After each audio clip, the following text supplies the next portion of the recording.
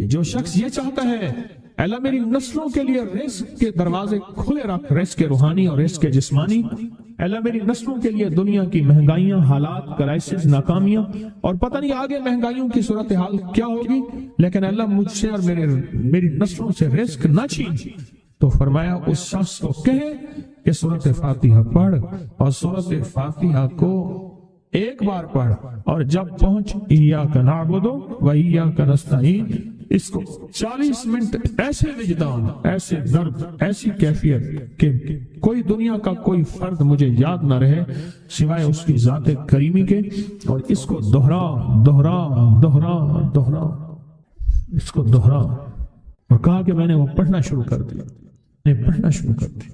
شیخ حامد کوفی کہتے ہیں کہ کوفہ میں ہمارے ہاں ایک رئیس تھا، اور لوگ اس کے در سے کھاتے تھے، اور لوگ اس کے در سے بہت لیتے تھے، اور بہت سخاوت چلتی تھی، اور سنا تھا کہ اس کے والد بھی ایسے رئیس تھے، اور سنا تھا اس کے دادا بھی ایسے رئیس تھے، اور یہ بات سنی تھی کہ اس کے دادا نے کوئی عمل کیا تھا، اور ایسا نہیں، دادا کے بڑوں نے کوئی ایسا عمل کیا تھا جس میں اللہ سے نسلوں کے لیے رزق اور رزق کے خزانے منوائے تھے۔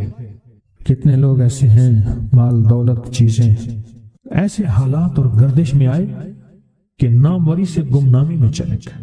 مجھے یاد ہے کہ میں ٹاؤن شپ میں ایک بندے سے ملا، یہ بات ہے آج سے کوئی 27-28 سال پہلے کم و بیش، ایسے چھوٹا سا کمرہ تھا اور مختصر سی 2-3 کرسیاں، ایک ٹوٹی سی میز، اور کہا کہ میں لاہور میں میرا سکہ چلتا تھا، میرا نام یہ ہے، نام مناسب نہیں، رازداری زندگی کا پہلا حصہ ہے، اور میرا نام یہ ہے، اور میرا اپنا ذاتی جہاز تھا، اور یہ مال تھا، اور یہ چیز تھا، اور آج میرا حال یہ ہے کہ اگر میں دوائی لوں گا تو یہ بندہ پیسے دے گا جو ساتھ کھڑا تھا، میرے پاس دوا کے پیسے نہیں ہیں۔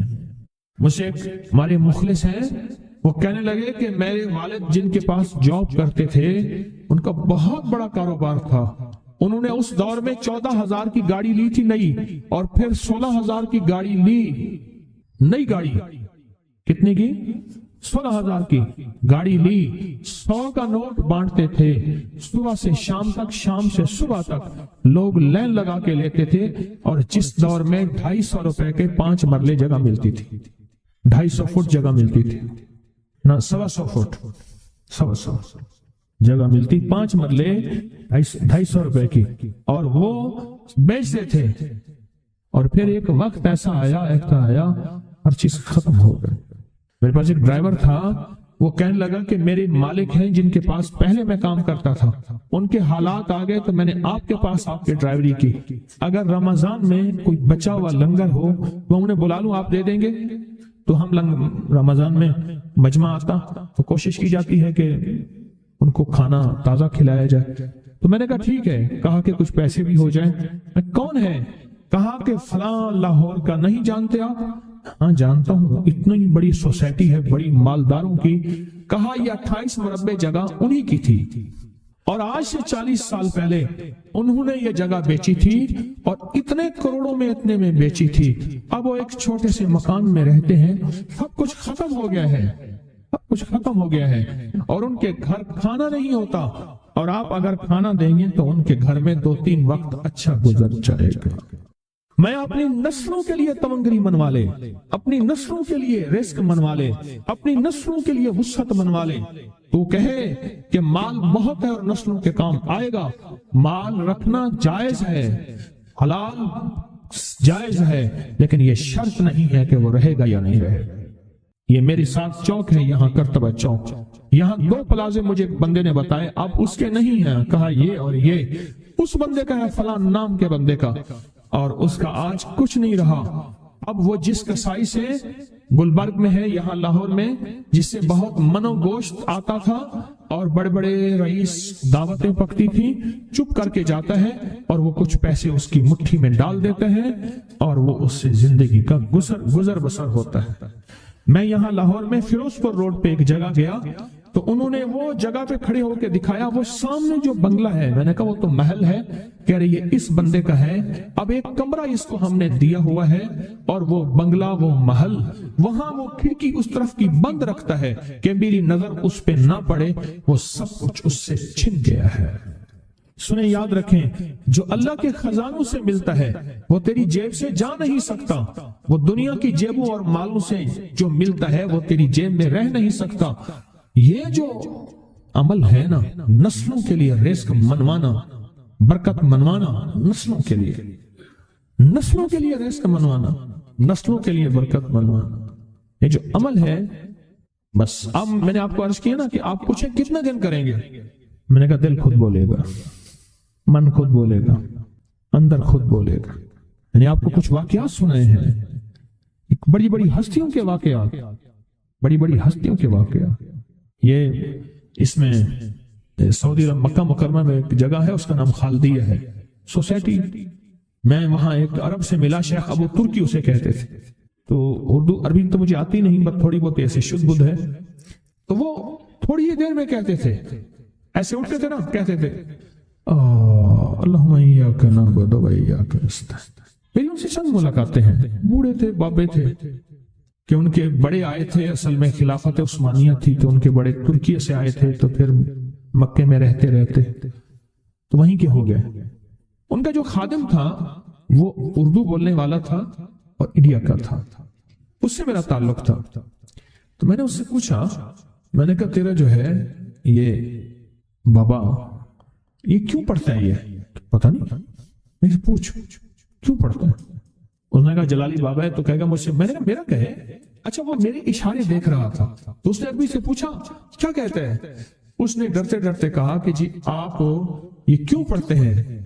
تو بڑا خوش ہو گیا، کہنے لگا پہلا بندہ ہے جس نے مجھ سے پوچھا، آج تک کسی نے پوچھا نہیں، پہلا بندہ ہے جس نے مجھے یہ پوچھا ہے۔ کہا جب ہم چھوٹے تھے ہمارے پاس بہت غربت تھی اور تنگ دستی تھی، تو میرے والد ہمیں بٹھا لیتے تھے اور ہم سورۃ فاتحہ پڑھتے تھے، اور جب پہنچتے تھے نا ایاک نعبد و ایاک نستعین پر، تو پھر اس کو میرے والد کہتے تھے دہراؤ، بہت زیادہ پڑھو، بہت زیادہ پڑھو، بہت زیادہ پڑھو، بہت زیادہ پڑھو۔ کام پڑھتے تھے، بہت زیادہ پڑھتے تھے، اور کہا میرے والد پھر دعا کرتے تھے اور ہم آمین کہتے تھے، اور میرے والد کہتے تھے چلو مبارک ہو ہمیں جو ہے اللہ پاک وہ فلاں چیزیں، وہ حلاوے، وہ چیزیں کھلائیں گے۔ کہہ رہے ابے کو دیکھتے تھے، ابا جی ہمارے پاس تو پیٹ بھر کے روٹی نہیں ہے، آپ کہتے ہیں اللہ وہ کھلائے گا، وہ کھلائے گا، اور ابا ایسے خوش ہو جاتا تھا، کیوں؟ ابے کو یقین تھا کہ سورۃ فاتحہ اس کریم نے قبول کر لی اور میرا کام ہو گیا۔ وَمَن يَتَوَكَّلْ عَلَى اللَّهِ، آ میرے بندے میری ذات پہ بھروسہ کر کے دیکھ، میرے قریب آ کے دیکھ، مجھ سے دوستی لگا کے دیکھ تو صحیح، میں کر کے دکھاؤں گا۔ میرے آقا کا فرمان ہے حضور سرور کونین صلی اللہ تعالی علیہ وسلم کا، جو فجر کی نماز کے بعد، کس کی نماز کے بعد؟ جب فجر کی نماز کے بعد سورۃ یاسین پڑھتا ہے، اللہ پاک جل شانہ فرماتے ہیں کہ جا آج کے سارا دن کی کاموں کی کفایت، تیرے سارے کاموں کی کفایت میرے ذمہ ہے۔ کتنی دفعہ پڑھتا ہے؟ ایک بار۔ جو فجر کی نماز کے بعد سورۃ یاسین پڑھتا ہے تو اللہ پاک فرماتے ہیں جا آج سارا دن کے کاموں کی کفایت میرے ذمہ ہے، یعنی سارے تیرے کام میرے ذمہ ہیں۔ میں ایک عمل بتایا کرتا ہوں کہ جب آپ کسی نئے گھر میں جائیں 81 بار سورۃ یاسین مل کے پڑھ لیں۔ نئے گھر میں جائیں، اپنے گھر میں رہتے ہوئے تسبیح خانہ نیا گھر ہے، وہ گھر بھی عارضی ہے، بھی عارضی، کیا خیال ہے؟ اور یہاں اگر سورۃ یاسین 81 دفعہ پڑھ لیں، وہاں کی ساری برکات نصیب ہوتی ہیں۔ یہ جو 81 کا عدد ہے یہ اوتاد کا ہے۔ قرآن کی کون سی آیت ہے اوتاد کے ساتھ؟ والجبال اوتادا۔ اوتاد عربی زبان میں میخوں کو کہتے ہیں، ہم نے پہاڑوں کو میخیں بنا دی ہیں، اوتاد۔ جو بندہ 81 دفعہ سورۃ یاسین جو مجمع مل کے پڑھ لے، 81 اوتاد کہ پہاڑوں کو ہم نے میخیں بنا دیا، جس کی وجہ سے زمین کھڑی ہے، جس کی وجہ سے اسی طرح نظام عالم جو کھڑا ہے اوتادوں کی وجہ سے ہے. اوتادوں کے اوپر پھر درجات ہیں بہت زیادہ. قطب ہے، قطب عالم ہے، پھر ابدال ہیں، پھر غوث ہے. یہ نظام ہے، روحانیت کے حکمران ہیں، یہ روحانیت کے عہدے ہیں. جو مجمع مل کے فجر کی نماز کے بعد 81 دفعہ سورۃ یاسین پڑھے. آپ تو 81 سے زیادہ پڑھ چکے ہیں. سوچیں، کئی 81 پڑھ چکے ہیں. بہت بڑا مجمع ہے ماشاءاللہ. 81 دفعہ سورۃ یاسین مجمع مل کے پڑھے اور مخلصین کا مجمع ہو. یہ شک ہے کہ مخلصین ہیں یا نہیں ہیں. مثلاً آپ جائیں اور آپ جا کے کہیں سے بندے اکٹھے کر کے لائیں اور انہیں لاکھ مخلص ہونے کا 1 گھنٹے کا گھوٹا لگائیں اور ان سے بات کریں، پھر بھی شک ہے مخلصین ہیں یا نہیں ہیں. اور یہاں الحمدللہ آپ سارے مخلصین بیٹھے ہیں. کہیں الحمدللہ. اللہ کے لیے آنے والا مخلص ہے، اللہ کے لیے رہنے والا مخلص ہے، اللہ کے لیے بیٹھنے والا مخلص ہے. جب مخلص ہوں اور 81 دفعہ سورۃ یاسین پڑھیں تو فرمایا اللہ جل شانہ اس کی جگہ کے لیے ایک لفظ ہے، رب ادخلنی مدخل صدق واخرجنی مخرج صدق واجعلنی من لدنک سلطانا نصیرا. اس کا مفہوم یہ ہے، آیت کا ترجمہ اب میں مفہوم بیان کر رہا ہوں. اے میرا مولا، میرا یہاں آنا، ادخلنی مدخل صدق واخرجنی مخرج صدق، میرا رہنا، میرا جانا، میرا آنا، میرا بیٹھنا. اے سخی آقا، اس کو ایسے بنا دے جیسے تیری بارگاہ میں کوئی بادشاہ ہوتا ہے، کوئی سلطان ہوتا ہے اور کوئی بڑا ہوتا ہے، اور تو اس کے لیے کیا مسندیں بچھائے گا اپنے خزانے غیب میں، جو تیرے خزانے میں بادشاہ، جنت کا ہر جنتی بادشاہ ہوگا. ہر جنتی بادشاہ ہوگا. اس کے لیے قالین ہوں گے، اس کے لیے نعمتیں ہوں گی، اس کے لیے انعامات ہوں گے اور اس کے لیے حیرت انگیز برکتیں ہوں گی. فرمایا جو 81 دفعہ پڑھے گا اللہ کے خزانوں میں، اس کا شمار بادشاہوں میں ہوگا. جو 81 دفعہ سورۃ یاسین پڑھتا ہے اس کی چاہت سے ملتا ہے. ضروری نہیں وہ کہے. اس کو گہرائی سے سوچیں، اس کو پھر سوچ کے سوچیں. جو 81 دفعہ سورۃ یاسین پڑھتا ہے اس کی کس سے ملتا ہے؟ چاہت سے ملتا ہے. وہ جو چاہتا ہے اللہ دے دیتا ہے. فجر کی نماز کے بعد 81 دفعہ سورۃ یاسین پڑھنے سے اللہ اس کی چاہت کے مطابق دے دیتا ہے. حضرت گیسو دراز بندہ نواز ایک بزرگ گزرے ہیں، بہت بڑے اللہ والے تھے. ان کی زلفیں تھیں گیسو دراز. ان کا معمول تھا کہ ان کی خانقاہ میں روزانہ 81 دفعہ سورۃ یاسین پڑھی جاتی تھی اور پھر دعا مانگی جاتی تھی. جتنے افراد ہوتے تھے 81 ہوتے تھے، تھوڑے ہوتے تھے، آپس میں تقسیم کر کے فجر کے بعد سورۃ یاسین پڑھتے تھے اور پڑھنے کے بعد پھر دعا مانگتے تھے. اور ایک بات اللہ سے کہتے تھے کہ اللہ، یا اللہ، ان پڑھنے والوں اور ان پڑھنے والی کی 81 نسلوں کو اے اللہ نہ محتاج بنانا، نہ فقیر بنانا، نہ منگتا بنانا اور نہ اپاہج بنانا. اللہ کے اس ولی کی یہ دعا ہوتی تھی. اور سورۃ یاسین کتنے دفعہ پڑھی جاتی تھی؟ 81 دفعہ سورۃ یاسین پڑھ کے دعا مانگتے تھے. اور قدرت کا نظام دیکھیں، تاریخ بتاتی ہے کہ ان کے اس محفل میں بیٹھنے والے جتنے بھی تھے، جنہوں نے دل کی گہرائیوں سے، سچے جذبے سے، یہ نہیں ہے کہ فجر پڑھ کے سو گئے یا فجر سے پہلے ہی سو گئے، سچے جذبے سے جنہوں نے پڑھا، اللہ پاک نے ان کی نسلوں میں رزق، وسعت، دولت، ایمان، عافیت، بیٹے، نعمتیں، خیریں اور برکتیں عطا کی. اللہ نے ان کی نسلوں میں وہ چیزیں عطا کی جنہوں نے فجر کی نماز کے بعد مل بیٹھ کر 81 بار سورۃ یاسین پڑھی. کیوں؟ 81 اوتاد ہیں. مجھے ایک دانا نے ایک بات بتائی تھی بڑی پرانی. کہا جس کی ایک بیٹی ہوتی ہے اس کو دعا کا اہتمام زیادہ کرنا چاہیے. ایک وہ، اور جو مالدار ہوتا ہے، اکثر مالدار فرد کہتا ہے بیٹی ہیں، بیٹے ہیں، اور ذہن میں گھومتا ہے اس کے فلاں پراپرٹی، فلاں جائیداد، فلاں مال، فلاں چیز، فلاں، یہ اس کا بہت ہے، اتنا ہے ان کے پاس کم ہی نہیں ہوگا. اور یہی اندازے اس کو کھا جاتے ہیں. یہی اندازے کھا جاتے ہیں۔ دیکھیں اس کی نظر کثرت پہ گئی ہے، برکت پہ نہیں گئی۔ کتی کتنے بچے دیتی ہے اور بکری کتنے بچے دیتی ہے؟ آج تک میں نے سڑکوں کے کنارے کتے مرے دیکھے ہیں، بکری مری نہیں دیکھی۔ اور اگر کتے میں برکت ہوتی تو گلیوں اور سڑکوں اور بازاروں میں جتنے وہ بچے دیتے ہیں نا، اس کے ریوڑ ہوتے اور بھری ہوئی ہوتی۔